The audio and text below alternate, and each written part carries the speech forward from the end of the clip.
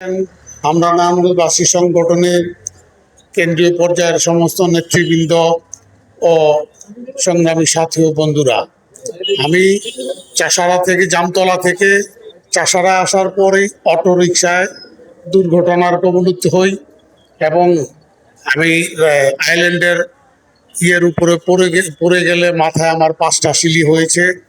বেপরোয়াভাবে যেভাবে চালাচ্ছে অটো ড্রাইভাররা, আমরা জানতে পেরেছি সেটা হচ্ছে ওরা নাকি রাতভর বিভিন্ন নেশা নিয়ে মাদক দ্রব্যে এর সাথে ওরা সম্পৃক্ত রেখে দিনের বেলা রিক্সা চালায়, অটো চালায়, যার জন্য উদ্ভ্রান্তের মতো ওরা চলাচল করে, কোনো কিছু পরোয়া করে না।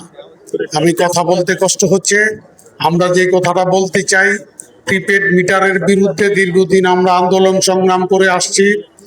ওরা বলতেছে, এখানকার চিফ ইঞ্জিনিয়ার সহ ইঞ্জিনিয়াররা বলে এটা খুব ভালো জিনিস, এটা মানুষ উপকৃত হবে।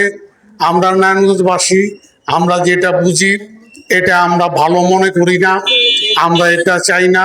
নারায়ণগঞ্জের মানুষ প্রিপেড মিটার চায় না, অতএব আমরা নারায়ণগঞ্জে এই প্রিপেড মিটার লাগাতে দেব না।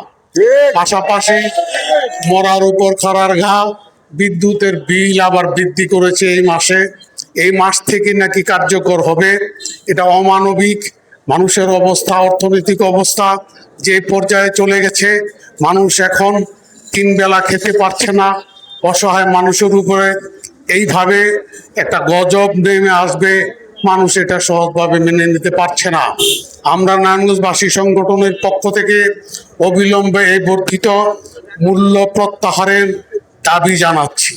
পাশাপাশি প্রিপেড মিটার থেকে এই বিদ্যুৎ কর্তৃপক্ষকে অনুরোধ করব, প্রিপেড মিটার লাগানোর চেষ্টা করবেন না। যদি চেষ্টা করা হয়, নারায়ণগঞ্জের মানুষ এইভাবে রাস্তায় দাঁড়িয়ে প্রচণ্ড গরমের মধ্যে প্রতিবাদ করছে। এই প্রতিবাদ শুধু এই প্রতিবাদের মধ্যেই সীমাবদ্ধ থাকবে না। মানুষ কিন্তু এখন আর সহ্য করতে পারছে না।